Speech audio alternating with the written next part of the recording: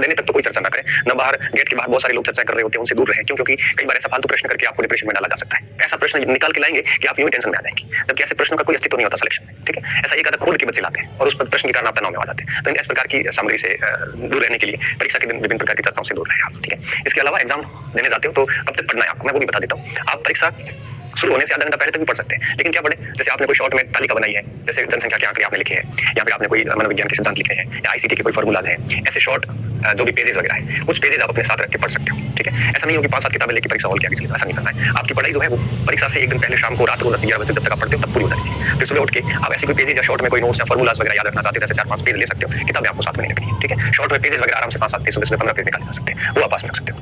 तो परीक्षा के दिन चर्चा नहीं करनी, शॉर्ट पेजेस पढ़ सकते हो, मार्कशीट ध्यान से भरनी है। ठीक है, इसके अलावा परीक्षा भवन के अंदर विक्षक से कोई लड़ाई झगड़ी नहीं करनी। विक्षक को कभी भी विक्षक से कोई बहस वगैरह मत करो। ठीक है, अगर कोई विक्षक आपस में दो बात करते हैं, जनरली समस्या आती है या गड़ी नहीं होती है, हम लड़ पड़ते हैं, लड़ना नहीं है, उसको आग्रहपूर्ण कहना है कि देखो ये स्थिति है, हमारे लिए करियर का सवाल है, तो प्लीज आप शांति बनाए रखें। ऐसा शांति से कहोगे तो वो भी शांत हो जाएंगे। ठीक है, ऐसा लड़ना नहीं है, लड़ोगे तो मानसिक अशांति आपको होगी, विक्षक को तो कोई फर्क नहीं पड़ेगा, वो अपने 500-700 रुपए लेके घर चला जाएगा। इससे अच्छा है उसको पोलाइटली उसके रिक्वेस्ट कर लो कि थोड़ा सा ध्यान रखें। तो लड़ना नहीं है। परीक्षा हॉल के अंदर ऐसी कोई नकल वकल का काम नहीं करना, किसी से पूछो करो, इससे समय मत खराब करो आप। ठीक है, इससे अच्छा है आप अपने पेपर पे ध्यान दें, किसी की भलाई के चक्कर में आप मारे जाओगे, बेहतर है आप बिल्कुल स्वार्थी बन जाए ऐसी स्थिति में। अब आती बात पेपर की। जब पेपर आता है तो पेपर को इस तरह से मैं बार कहता हूँ फिर दोबारा कह रहा हूँ, जैसे मेरे पास ही पेपर है, ये 2 पेज है, हम क्या करते हैं, पेपर पैक होता है, हम ऐसे करके फिर उसमें ऐसे देखते हैं, ऐसे देखने से क्या 2-4 सवाल लिख जाते हैं, फिर उनमें से अगर एक नहीं आ रहा है, फिर पूरे दिमाग में सवाल घूमता रहता है, इसका उत्तर क्या है, इसका उत्तर क्या है, फिर वो टेंशन आ जाती है, मेरे को तो आ ही नहीं रहा है। तो इस प्रकार से ना देखें, प्रश्न को हमेशा ध्यान रखें, अपना टाइम मैनेजमेंट के अकॉर्डिंग क्या करना है, आपको प्रश्न जैसे पेपर खुलता है उसके बाद में पहले से लेकर 150 तक प्रश्न नहीं देखने। आपको क्या करना है, जैसे मान लो कि सबसे पहले शैक्षणिक परिदृश्य आ गया, उसके मान लो 30 प्रश्न है, मान लेते हैं, तो आपको 30 प्रश्न जो है पहला प्रश्न ही करना है, दूसरा देखना ही। पहला करो, फिर दूसरा करो, तीसरा करो, ऐसे करते करते वो आपने शैक्षणिक परिदृश्य के 30 सवाल जो है वो अच्छे से टिक कर दिए। ठीक है, टिक करने के बाद में वो 30 सवाल वो मार्कशीट में भर दो। ठीक है, उसी समय भर दो। फिर इसके बाद मान लो आगे साइकोलॉजी, मान लो 20 सवाल आए उसके, फिर साइकोलॉजी के 31-32 ऐसे करके देखो। मतलब ये है कि पहला प्रश्न देख रहे तो दूसरा मत देखो। ठीक है, ऐसे करते करते 1 से लेकर 150 तक आ जाओ, बीच में से उठा के मत करो आप। हाँ, ये बात है कि अगर आपको लगता है कि नहीं मुझे पहले सबसे पहले साइकोलॉजी करनी है, तो आपको साइकोलॉजी जैसे 120 नंबर पे मिलती है, तो ठीक है सीधा 120 पे चले जाओ, 120 से 150 तक के सवाल पेपर में सॉल्यूशन कर लो और फिर है वो मार्कशीट में अपना ध्यान से भर दो उसको। मार्कशीट भरने में भी ध्यान रखना है आपको। तो इस तरह से आपको क्या करना है, वो मार्कशीट और प्रश्न दोनों, आगे के प्रश्न नहीं देखने, हमेशा जिस प्रश्न पे हो उसी प्रश्न को ध्यान से पढ़ो। मुझे अच्छे से याद है कि एक बार किसी पेपर में मेरा टाइम मैनेजमेंट बिगड़ गया था, मुझे याद नहीं कौन सा पेपर, शायद सिविल सर्विसेज का था 2012-13 का।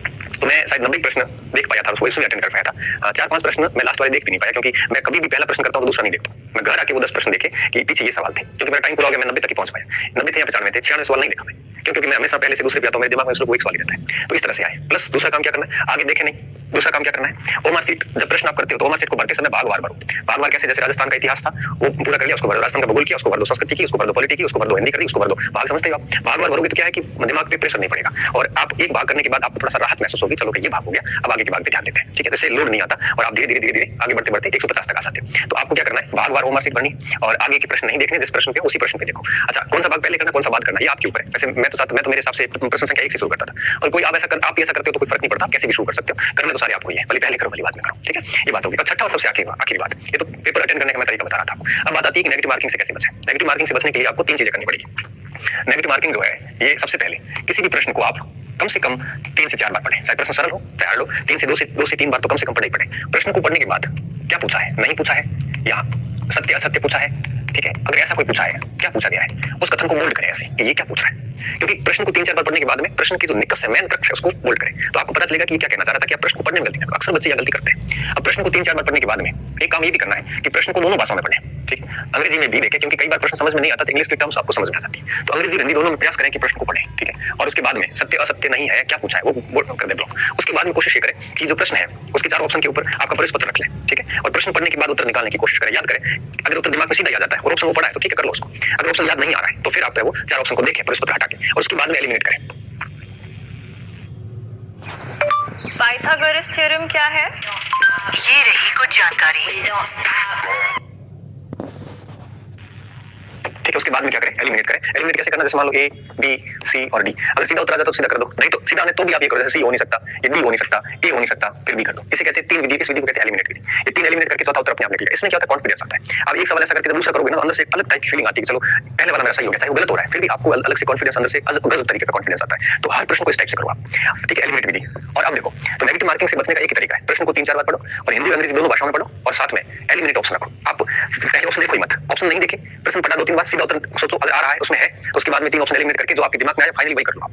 अगर आपको ऑप्शन बिना देखे उत्तर नहीं आ रहा है तो पेपर हटाओ और 4 ऑप्शन को एलिमिनेट करके इस तरह से उत्तर निकालो। आप पहले से लेकर लास्ट तक ऐसे चलो। ठीक है, और सबसे खास बात, अगर 4 विकल्प नहीं आ रहे हैं अगर चारों विकल्प नहीं आ रहे, एक भी एलिमिनेट नहीं हो रहा है आपसे, तो फिर उस प्रश्न को आप रेड गुणा कर दो, उस पे समय बार-बार खराब ना करो। क्यों? क्योंकि उस प्रश्न पे ऐसे असभ्य तुक्के मत लगाओ। आप लोग क्या करते हैं, कई बार ऐसे देख के कर लेते हैं कि हो जाएगा, ऐसे 3-4 सवाल आप करके आते हो। ये तो फिर वही है कि आप अपना ही नुकसान कर रहे हैं, ठीक है? अगर आपको 3 विकल्प नहीं आ रहे, मतलब इनमें से एक एलिमिनेट हो रहा है, 3 का आपको कोई पता नहीं है। देखो 4 एलिमिनेट नहीं हो रहे हैं, तो बिल्कुल छोड़ दो। अगर 3 एलिमिनेट नहीं हो रहे, तो भी उसको प्रश्न को छोड़ दो आप, ऐसे प्रश्न ना करें। अगर 2 एलिमिनेट हो रहे हैं, जैसे ए और डी पक्का नहीं है, अब सी और बी में है, तो ऐसे प्रश्न तो कर ही ले आप, फिर तो रिस्क तो लेनी पड़ेगी। और अगर 3 एलिमिनेट हो रहे हैं, ऐसे करें, तो प्रश्न करने कौन से हैं पेपर में?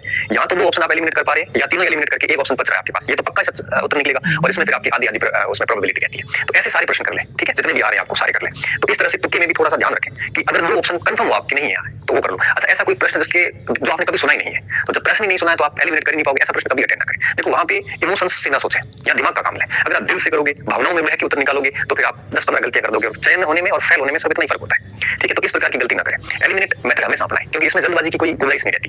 अंग्रेजी हिंदी दोनों में पढ़ें, चाहे आपको इंग्लिश नहीं आ रही तो भी पढ़ें, क्योंकि नोट तो नजर में आएगा कम से कम। प्रश्न को 2-3 बार, कम से कम 2-3 बार, 4 बार पढ़ते और बढ़िया 2-3 बार पढ़े ही पढ़े। और सबसे महत्वपूर्ण और सबसे आखिरी और सबसे महत्वपूर्ण बात कि इतना करने के बाद फिर आपको बबल्स भरना है, और गोला भरते वक्त पूरा ध्यान रखना है। कोई जल्दबाजी ना करें कि डी आ रहा है तो उधर चला के डी भर दो, यहाँ पे बिल्कुल समझदारी रखें, और इस तरह से 1 से 150 तक चले आए, ठीक है? और जो रेड पेन ये ऑप्शन है, इनको मत छेड़ें आप, इनको बिल्कुल टच भी ना करें। क्यों? क्योंकि ये आपको नुकसान ही देंगे, फायदा नहीं दे सकते। 3 ऑप्शन नहीं आ रहे, एक आपको एक आ रहा है, एक है कि नहीं, उस 3 में से कैसे तुक्का मारोगे आप? ऐसी गलती है वो ना करें। और सबसे एक महत्वपूर्ण बात मैं और बताना चाह रहा था, जैसे कोई सन पूछा गया है, ठीक है? सन पे कभी तुक्का ना मारे, क्यों? कोई पता नहीं। जैसे परिभाषा पूछ लीजिए, इस पे कभी तुक्का ना मारे। क्यों? क्योंकि क्या पता किसकी परिभाषा है। ऐसे कोई तथ्य पूछे जाते हैं, गहरे तथ्य, कृपया करके ऐसों पे कभी तुक्का ना मारे। अगर आपके अंदर बहुत ज्यादा ही खलबली मची हुई, नहीं एक तो तुक्का मारूंगा, तो फिर कहां तुक्का मारे? जहां विश्लेषणात्मक प्रश्न हो, है ना? विश्लेषणात्मक प्रश्न पे आप तुक्का लगा सकते हैं। जैसे कौन से कथन सही नहीं है, 4 कथन आगे, साइकोलॉजी में विश्लेषणात्मक ज्यादा आते हैं प्रश्न। ऐसा कोई कंसेप्चुअल प्रश्न आता है जहां तथ्य नहीं पूछा गया, आप मेरी भावनाओं को, बात को समझना, जहां कंसेप्ट पूछे गए। जैसे मान लो मेरा पूछ ले, मैं मेरे को उदाहरण देता हूं, जैसे पूछे कि मेरा जन्मदिन है, जैसे आ गया 3 जुलाई, 4 जुलाई, 5 जुलाई, 6 जुलाई, या तो कम लगाए। लेकिन अगर ये आगे निम्नलिखित में से कौन सा मेरे बारे में कथन सत्य नहीं है, फिर 4 कथन आगे उसमें, यहाँ आप तुक्का लगा सकते हो, थोड़ा बहुत चल जाता है, उपयोग सभी वगैरह में चल जाता है। लेकिन इस स्थिति में तो कभी तुक्का ना लगाए, विश्लेषणात्मक में लगाया जा सकता है तुक्का, ठीक है? और वो भी कब? जब आपको लगता है कि ठीक है 1-2 ऐसे कर लेते हैं तो करना, अदरवाइज नहीं करना, ठीक है? इन बातों का पूरा ध्यान रखोगे तो मैं दावे के साथ कह सकता हूँ कि आपका पेपर बहुत बढ़िया जाएगा, ठीक है? अब लास्ट तक आप इस वीडियोस को पूरा सुनना और इस बात को फॉलो करना। मैं आपको विश्वास के साथ कह सकता हूँ कि आपका पेपर बहुत बढ़िया जाने वाला है। मेरे जैसा सामान्य व्यक्ति जिसके पास कोई ऐसा गोल्डन हैंड ना हो और बड़े आराम से सारी चीजें कर सकता है धैर्य के साथ, तो आप लिख लीजिए। जब स्ट्रेस जैसी स्थिति आती है तो लंबी सांस लीजिए, सारी चीजें ठीक हो जाती है, और 2-3 बार डीप ब्रीथिंग करते हैं तो स्ट्रेस